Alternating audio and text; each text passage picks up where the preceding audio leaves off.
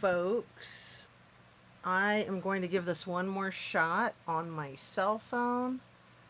What a pain in the rear end. So, let's see if some people will find this live. My apologies many times over for all of the technical difficulties. And it actually seems like I am getting hacked. So, I thought it was me. Maybe, maybe not. So, um, I just don't even know what to say.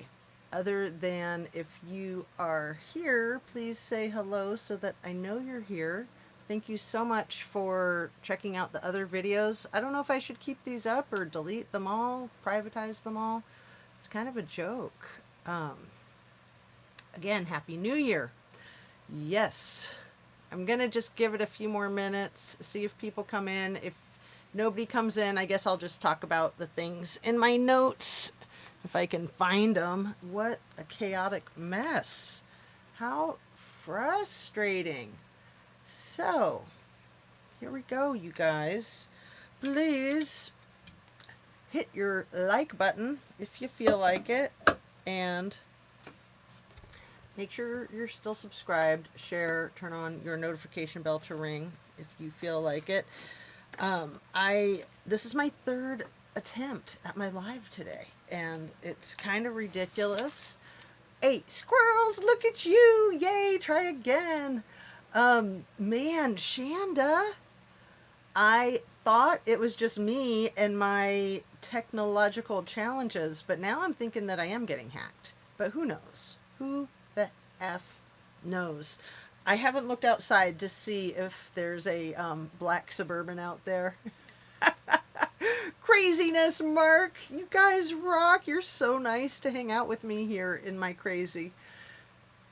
Hi again, Bex and CB. Shan, you're on it. Dang. Yeah. Don't give up, right? Just don't give up. Third time is a charm. Let's hope. Fingers crossed. Maybe I haven't had enough coffee. I thought I had.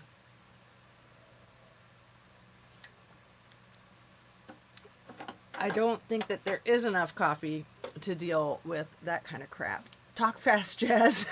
Hey, mom's first always. So, I don't know. I'm not going to try to highlight things since this is my cell phone, obviously. And I don't want to knock it over. I don't want to mess it up.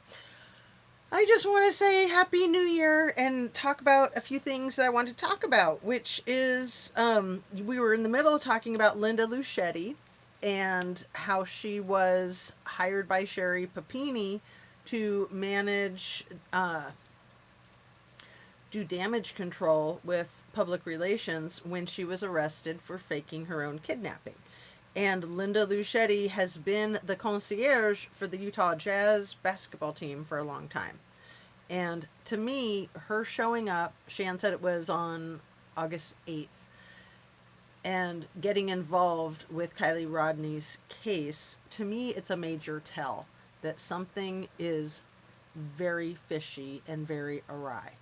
That's my opinion. Everything I say is simply my opinion for the sake of starting a conversation, hoping to open up a discussion and learn something.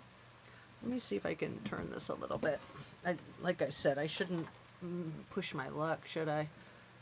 Goodness gracious. Because, yeah, you just make the slightest adjustment and then everything goes to hell in a handbasket. Hell in a bucket, but at least I'm enjoying the ride. Another Grateful Dead quote. Okay. So, let's see what we got here. Hey, Jazz, update on getting your computer. Well, so I was on my new laptop. Mom first always. I'm going to just cry. I hate them all. I love having this channel so much, and all of the hoops I have to jump through, all the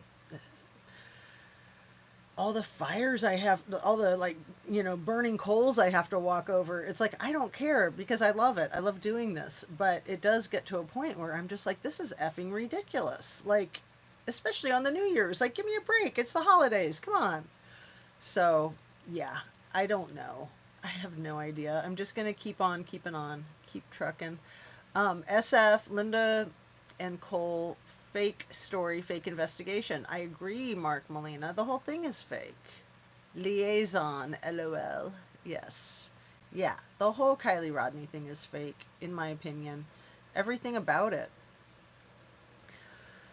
And I think that's where I feel like it's so similar to the quadruple homicide in Idaho, is that that whole thing seemed fake to me from the very beginning too. My very first knee jerk reaction, my very first thought when I heard about it was that there was no way that something like that could happen in a densely populated area, basically in the middle of a college campus.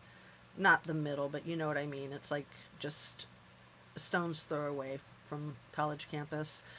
There's just no way that something like that could happen without essentially getting a green light from local law enforcement, in my opinion.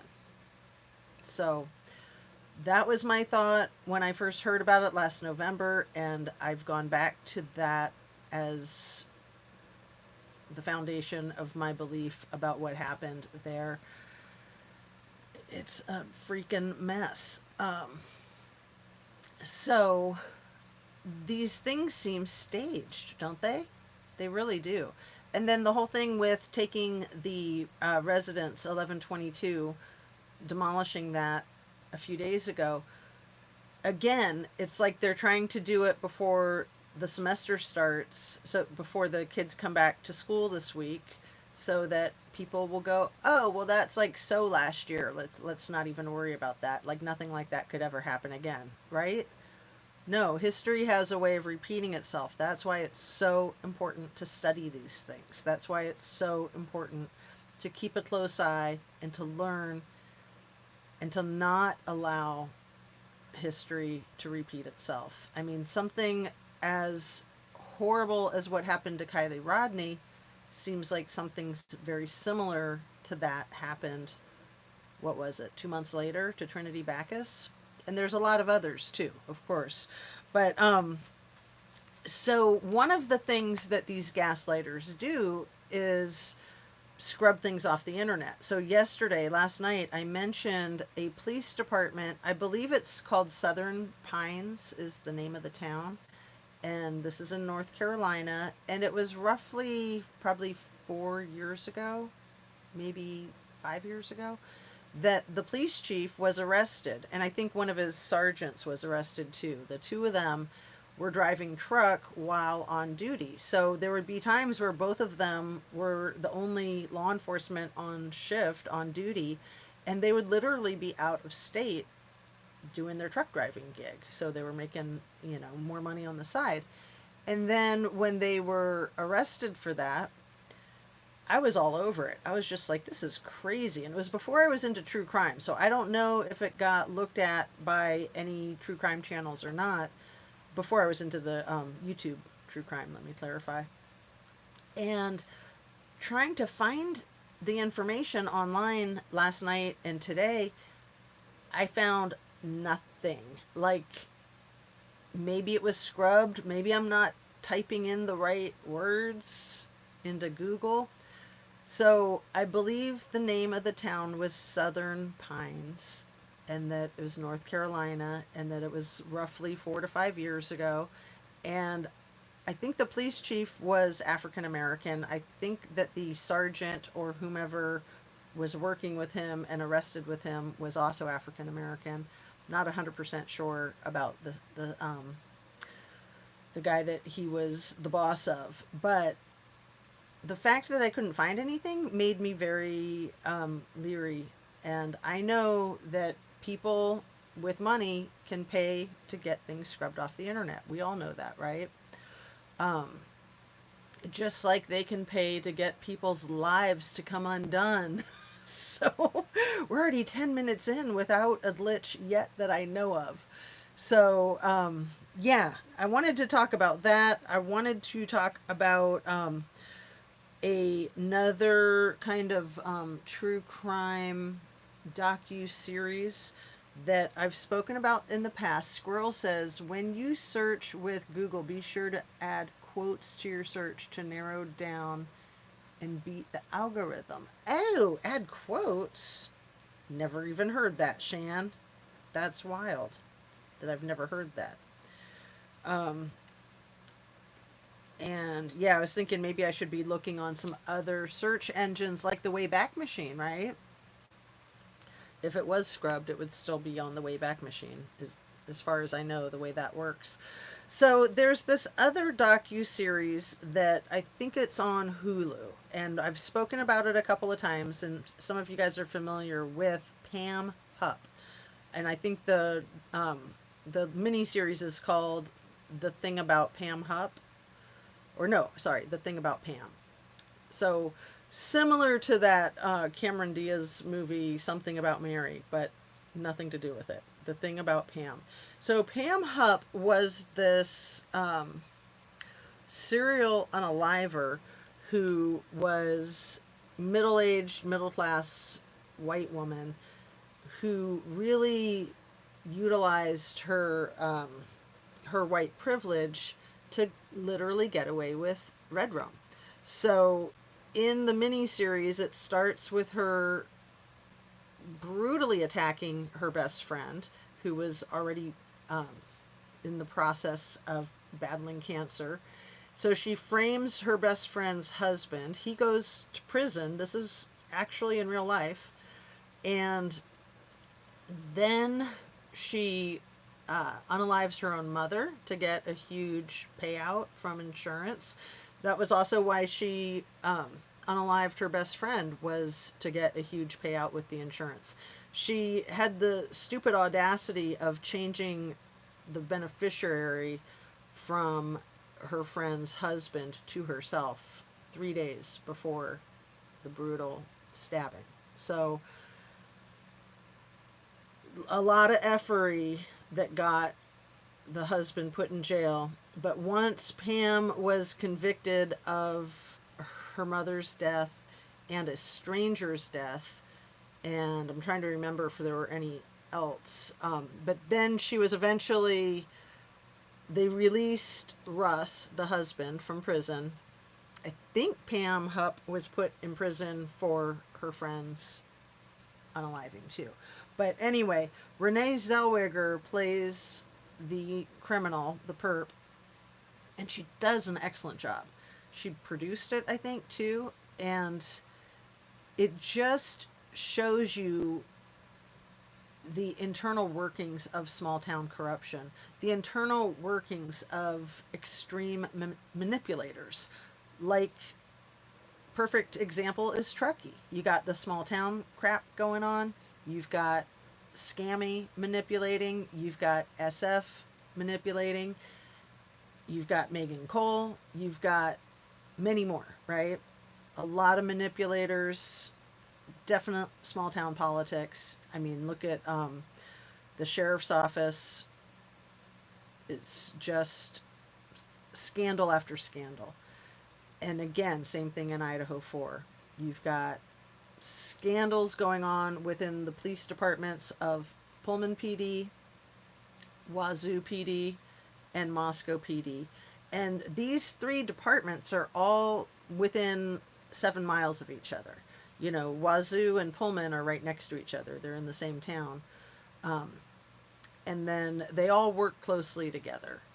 All of these police departments in the Idaho 4 case, there were members from each department that were present as part of the SWAT team with the Brent Kopaka incident last year on December 14th, 15th. I think it was the 14th that it started. Or maybe it was the 14th that it ended. Anyway, people from all three of those departments were involved in the SWAT incident. The fact that he was a protected person and that there was no protected person protocol utilized, that's a huge tell, in my opinion. And even stronger tell, in my opinion, is the fact that there was no outrage from Veterans Association types of groups. In the real world, there would be.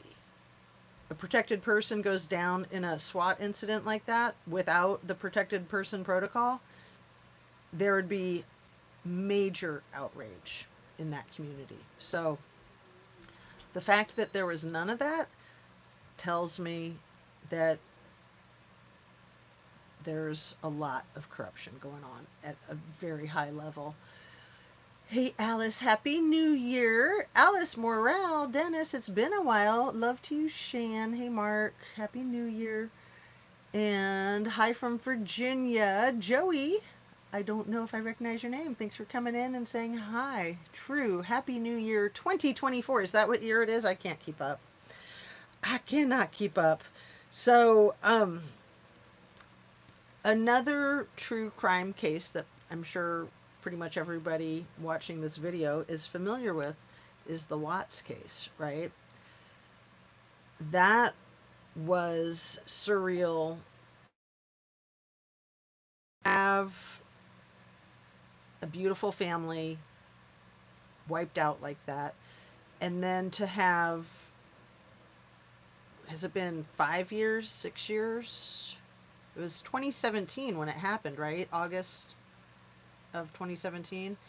And then 2018 was when Chris made his second or third confession of what really happened. And so, yeah, so 6 years ago, Sherilyn Cadle, who I think wrote a terrible book the first time around, The Letters from Christopher, and it got taken out of bookstores because of her plagiarism. She published a second book recently that I haven't.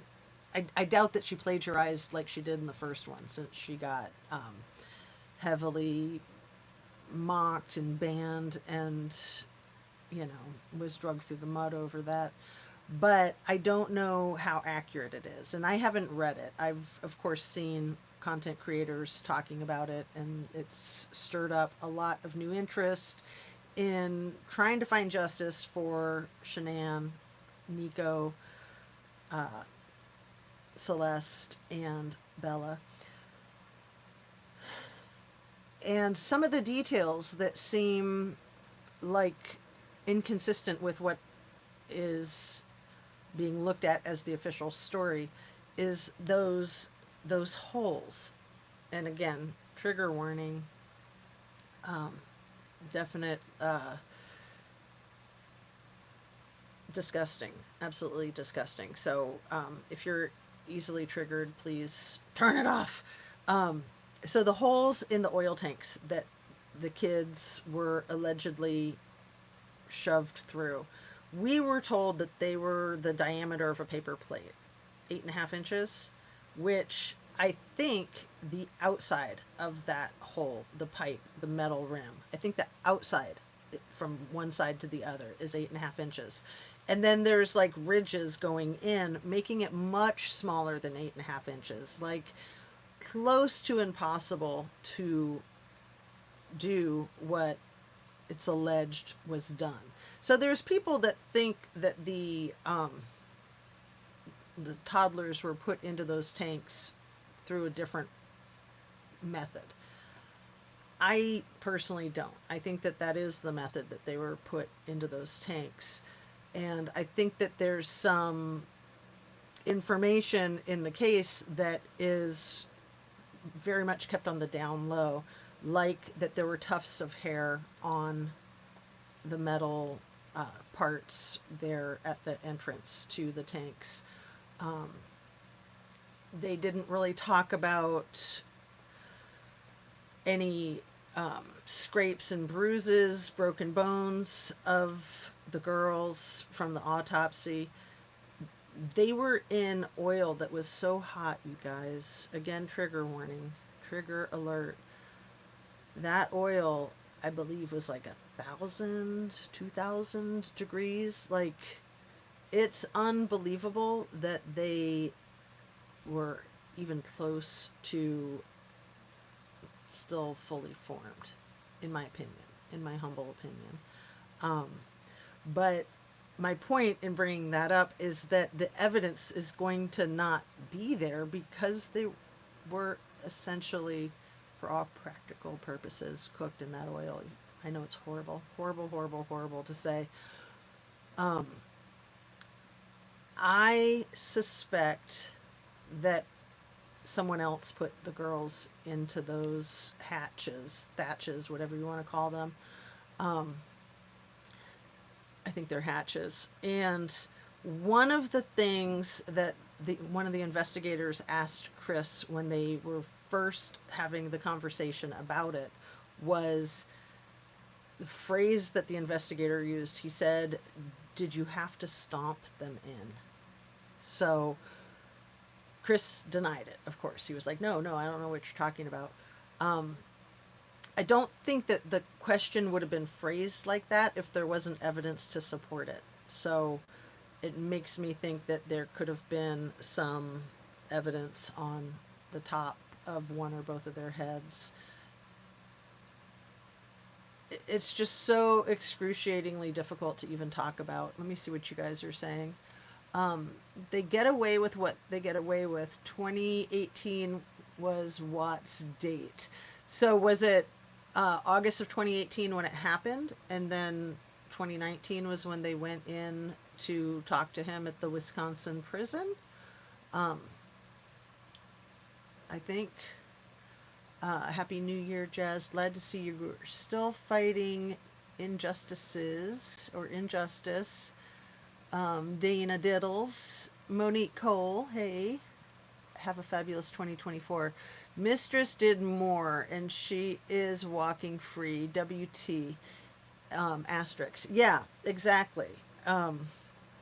She was definitely handled with kid gloves. She was definitely protected. She was treated like a protected person. Like, what the F? That woman has some audacity to speak with the investigators the way she did in that interview, that infamous 3 hour and 33 minute interrogation. Can't see my quotes, my air quotes, interrogation video where her father was sitting next to her. She's like 30 and she's got her daddy there protecting her and trying to guide, not just trying to guide, but being allowed to guide the conversation and the questions. And it's just atrocious that the whole entire case was hung on Watts. All four of the unalivings. And he is definitely guilty of his involvement. And he's definitely in the right place and should stay there and rot forever, in my opinion, if not the death penalty.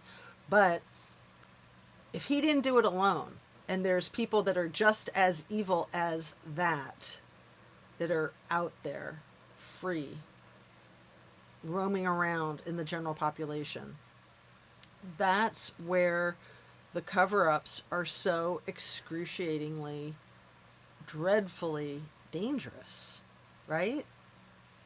I mean, why would anybody be satisfied with just one person being arrested when it seems like almost a sure thing that there was way more than one? Wow, I had two of you playing LOL. Yes, NK was protected by law enforcement officials, but BK, a decorated veteran in SWAT death, was treated like dirt. Yeah, Nico, exactly. Phone pinged at the house. Father in the interview was seen in the shadows and truck.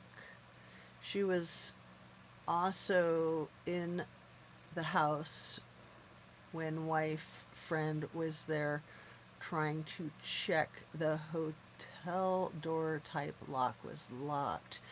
Oh, you think you saw her like through the window in the house before the police officer got there?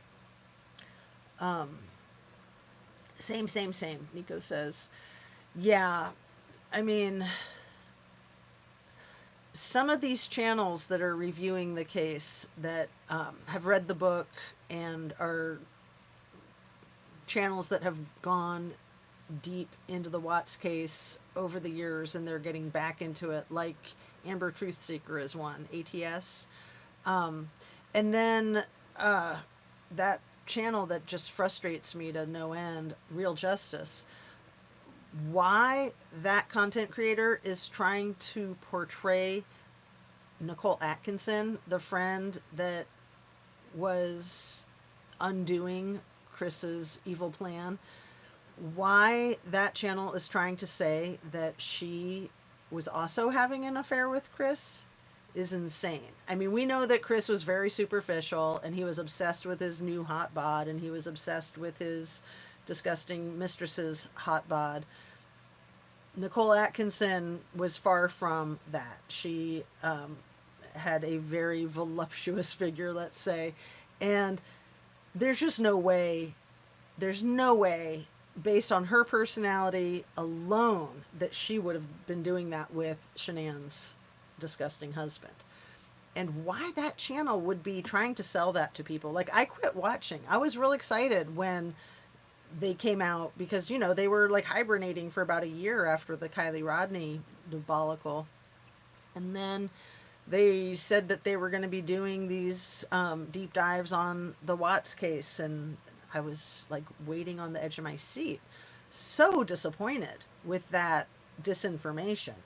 And to me, I don't know what their motivation is. I don't know if they're just trying to like talk crazy so that they get lots of clicks and views. I don't know if they were put up to that by somebody in the NK camp. I know from talking to content creators that were deep in this case when it was happening. So channels like Watts the Obsession and Zav Girl and Paula Plunder, all three of those great channels started with the Watts case. I'm pretty sure all three of them did. Anyway, they were surprised when there was interference on the streets of YouTube that was more than just trolls. What I call the trolls with a purpose. So I think we have trolls with a purpose in the Kylie Rodney case. I mean, we've all seen that.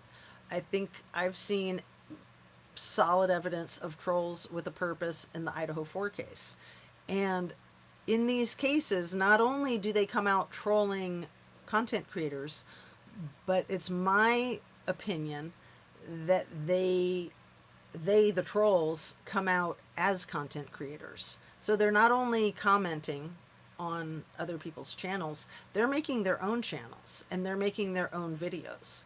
And one of the many yellow flags that I see that's led me to believe that is when they have entirely too much inside information that only law enforcement would have. Only the people that were present at the crime scene would know some of this information. And they're putting it out there as if it's common knowledge when they're the only one that has it. So I've been very suspicious all along of a handful of channels, and it's made me very leery of many content creators because we don't know who these people are. Like, I don't know who you are, Mark Molina. Shan, I mean, me, we don't know these people's backgrounds and what their actual intent is.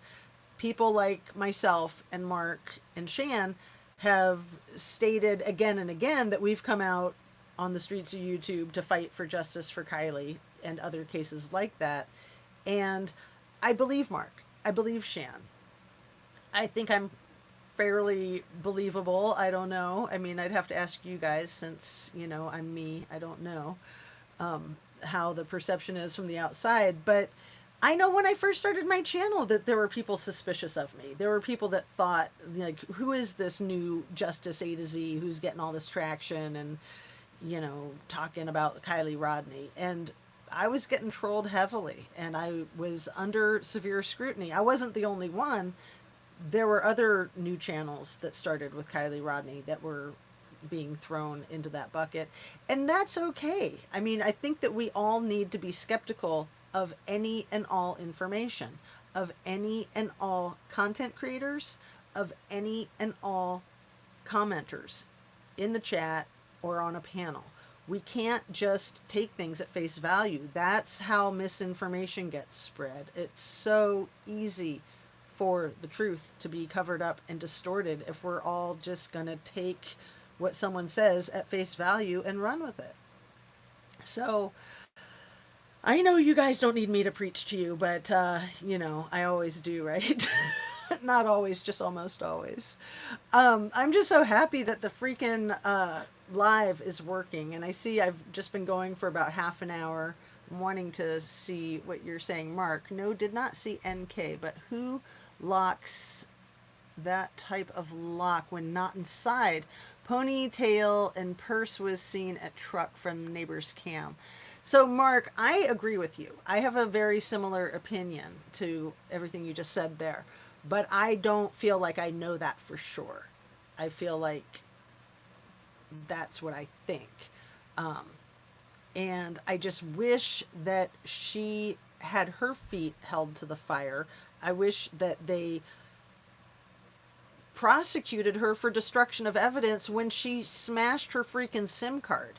So not only did she delete all of her interactions with Chris Watts on her phone and have him do the same, she smashed her freaking SIM card. And they should have prosecuted her for destruction of evidence, for interfering with an investigation, obstruction of justice, all of the same things that I feel like the people who authorized the destruction of 1122 King or Queen Road should also be prosecuted for. But I don't think any of those people in Moscow ever will be because, Moscow. So it's infuriating. It's absolutely infuriating. You cannot destroy evidence. It's against the law. You cannot obstruct justice. It's against the law. You cannot interfere with an investigation. It's against the law. So why are these people being allowed to do these things? My only answer is corruption.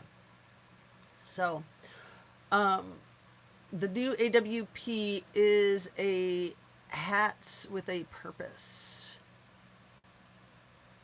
Hats with a purpose. Nico, that's a good one. I would highlight that if I could. And background checks only goes so far. Yeah, squirrels, 100%, especially when people are scrubbing the internet and scrubbing their background checks. Verify and don't trust. Yeah, don't know for sure. 99% smells funny. They should have taken smashed SIM card into evidence. Nico, that is precisely an awesome, accurate opinion, in my opinion. That is a great statement. They definitely should have taken the smashed SIM card into evidence, but then you can get the information off the cloud. Like, WTF. They did not want that information. They straight up did not want that information. It's my opinion that the authorities didn't want that information because they were protecting Anadarko, and they were trying to protect the financial interests of Anadarko going through that huge merger with whatever company it was. It wasn't Exxon, it wasn't Chevron, but it was a company of that caliber. A very large company was buying Anadarko. Anadarko no longer exists. And I've found it really interesting and telling that if you look up Chris Watts on the internet, it doesn't say that he worked for Anadarko. It says that he worked for an American oil company. It's like they're really trying to scrub that information. They don't want any of the bad press, the bad publicity. And looking at a giant merger with the University of Idaho and Arizona, what is it? The Phoenix, University of Phoenix, that the University of Idaho bought the University of Phoenix for like $550 million. I think the deal just closed this last summer of 2023, but it had been underway for about a year. So it was in the process of that merger when this happened on November 13th of 2022. We've got this billionaire businessman, president of the university, who's purchasing a for-profit university to incorporate it into University of Idaho that is nonprofit, right? I mean, it's a public school. It's not. I don't know the technicalities of it being, all the red tape being processed as nonprofit, but the University of Phoenix had a very shady reputation where you could essentially buy a degree, not ever step a foot onto any actual campus, and they just didn't have very much integrity. And having a degree from there didn't really have much integrity either. But a lot of times people don't really ask you where your degree is from. They just fly with, oh, you have a degree. So, yeah, it's quite bizarre. And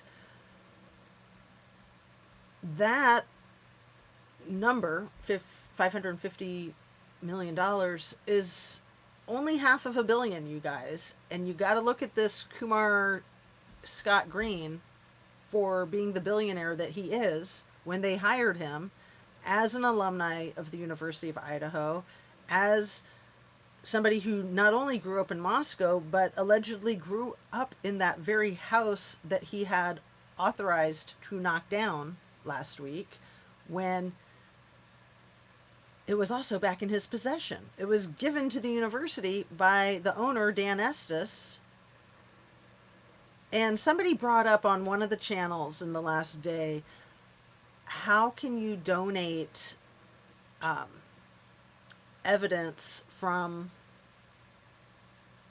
an active investigation? How can you donate evidence from an active investigation while that investigation is still active? Like, how does that even fly, you guys? How in the world does that fly? That whole thing is so shady. So for my thumbnail, I tried to use the one of the photographs of Scott Green next to one of the photographs of the claymation character, the miser, the what is it, like the fire miser, the heat miser. And it's been kind of in my mind's eye for months that they're like a perfect match. And then I only started looking them up and taking still shots a couple of days ago and putting them side by side, and was just like, man, creepy AF. I mean, that cartoon claymation character is the bad guy in the early Christmas claymation movies that were made for TV. We all grew up on those. Probably Mr. Green grew up on those too. I don't know. He's a handful of years older than me, but still, those claymations are a handful of years older than me too. I don't understand how his involvement with that house isn't more of an issue in mainstream media. Like, why aren't the mainstream media channels, the investigative journalists, why aren't they asking the questions that we're asking out here on the streets of YouTube? Like, him actually living there, growing up in that house, his parents owning it. That is so freaking bizarre. I don't know. Maybe I need to get my hands on the deed for that house and when it was built and when it was remodeled, because I know it was built in parts. Like, it probably started as like an outbuilding on that property and then turned into a residence, and then they added a floor onto it, and then maybe they added another floor onto it. And then in the demolition, this is a thought that I've had these last couple of days, is the ivy in the living room that's like on the wall. You know, it's like 24 inches by 24 inches roughly, maybe 26, 28 inches tall and 24 inches wide. And it looks like artificial ivy, and it has the neon words of good vibes on it. It wasn't until a couple of days ago that I thought, what's behind that? Because it doesn't look like it's just hanging on the wall. It looks like it's covering something. And maybe it is. Maybe it's just covering something for the aesthetic value of covering that weird wall. But in all the discussions that people have been having about the destruction of the property and the potential of tunnels, the potential of secret doors, I thought, what is up with that sign? Because that good vibes is also, there's a sign I think that was in Maddie's room. And you know, I like the phrase. I like the sentiment, but I'm really curious about it. I'm really curious about it. The University of Idaho is well positioned to take over the online market because of engineering outreach. Um, yeah, Mr. Centennial, thank you for that. Of course they are. Of course, that's kind of a given. Merged with Occidental Petroleum Corporation. Thank you, Nico. That's the name of the company that bought Anadarko for billions of dollars. But the unaliving of the Watts family dropped the price millions of dollars in the first few days. Once they got the confession from Chris Watts, the numbers quit dropping. So, you know, I think that speaks volumes. And Nico asks Mr. Centennial, how do you know this? University of Idaho has a lot of experience and a monopoly on the video produced course curricula via engineering outreach. So, Mr. Centennial, are you in Moscow? Are you like an employee there? Because it sounds like you do know a lot. So I'm curious if you want to share. But see, these are the things I'm talking about. I know that I've seen you in chats before. I have no idea who you are. I have no idea what your background is. I find it interesting that you jump into the conversation with essentially trying to whitewash that purchase. So the University of Arizona or University of Phoenix, whatever that, kind of like a fake school with kind of fake degrees. I mean, that was a very that school, those degrees had a bad reputation. So why a school like the University of Idaho with a pretty stellar reputation, why they would want anything to do with a stink bomb like that makes me wonder, like, WTF. Absolutely. And so you say that the university is corrupt as HE double hockey sticks, and many universities are. I mean, they're run like corporations, they're run like businesses, they're run like cities.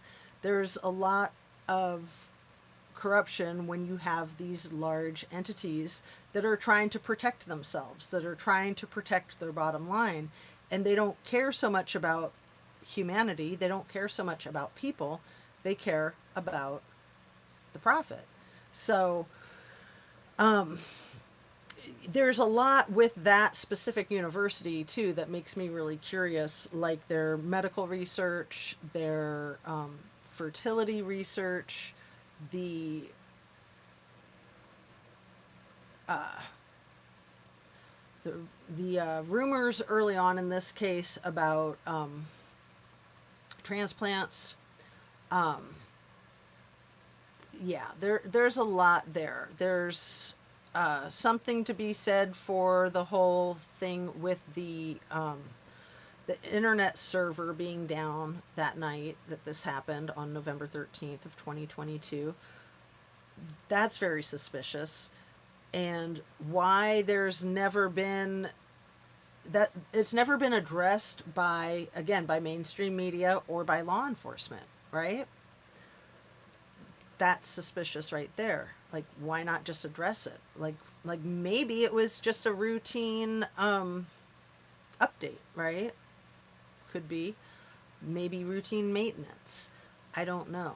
But I do know that the server was down, and that I think has made many of us suspicious for a long time. And looking at the people involved in the whole storyline and who may have had the ability to do that, who may have been an employee of the university, so they would have had easy access to that.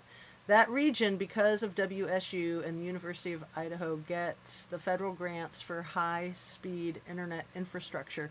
It seems to be the nexus for something more nefarious.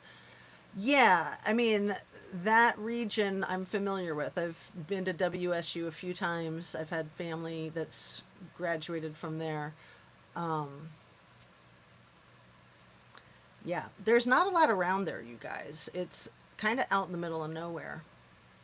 There's a lot of wide open space. And even though the towns of Pullman and Moscow are 7 miles apart, they're really considered the same town. And I think we need to get back to that again and again, because you look at the criminal defendant being interviewed by Chief Jenkins at the university, not the university, sorry. He's the chief of the university police now, but he was the police chief of Pullman PD at the time that he interviewed the criminal defendant. Why that has never been addressed officially in this case is freaking crazy. Um, yeah, I'm talking about Agenda 21 2030. So, Mr. Centennial, I really don't know what you're talking about, but it sounds like you have a wealth of knowledge. So, I don't know. Um, I'm really interested in how you've come upon all this information and knowledge. Do you live in the area? Do you work there? Are you the lead investigator on the case? I mean, asking for a friend, right? Um, it, you know, the information that you have seems plausible and possibly accurate. I'm interested in the corruption with the judges. Oh, the judges. Yeah. So, again, going back to that case with Pam Hupp and the judge being friends with the prosecuting attorney and their kids playing on the same soccer team, we have a lot of that kind of thing in this case in Moscow. And all of that needs to be taken into account. Everyone should check out Agenda 21 2030. Um, yeah, is it like a smart city kind of thing, you guys? I'm not familiar with it. I'll write that down. Um, Before we wrap up, I do want to touch on the Maui case, of course, because that seems to me like that whole smart city thing is the driving force there. Um, so Squirrels, of course, is familiar with Agenda 21, is the 21st century and will be in completion by 2040. So is it with the smart cities? Because that seems very trippy, like very much like a 1984 kind of thing, like a Handmaid's Tale kind of thing. I am interested and very highly skeptical of that whole thing. Um, it's about what they want to happen in the world. Isn't that creepy? Like, yeah. And by they are, we're talking about the billionaires, we're talking about the 1%, we're talking about the ultra elite, um, wanting to thin the herds, and it's creepy, isn't it? It's really creepy. So you guys know I watched that Chernobyl mini series on HBO yesterday, and I couldn't help but visualize the photographs that I've seen of the fires starting in Maui, like the flashes of light, and how that could be parallel to what happened in Chernobyl. And I don't know, but it wouldn't surprise me if there's some, not to sound like a crazy conspiracy theorist, but some very highly confidential, secretive military operation going on there on Maui. I know on the Big Island of Hawaii that they've got the greatest view of outer space. So they've got the best equipment there for viewing stars and planets. The observatories there, there's at least three. And they're probably trying to build more because it's just by far and away the best view that you can get from our planet, allegedly. So, because they've got these things on the Big Island, I'm wondering what they have on Maui. And if you've looked at the maps of Maui, you know that the island is kind of shaped like an eight, like an infinity symbol. And that in the larger part of that shape is a big divot. Like that would be the perfect place for the Men in Black kind of thing, right? I mean, seriously. I know it sounds crazy. That's okay. I don't mind. Because something is going on out there. We know that these weren't wildfires, but why the officials want to say it's going to take 18 months to determine what started the wildfires? That's complete doublethink, doublespeak. You can't call them wildfires when you haven't determined what started them, right? I mean, that's simple logic. So all the doublethink, doublespeak is just maddening. It's completely crazy.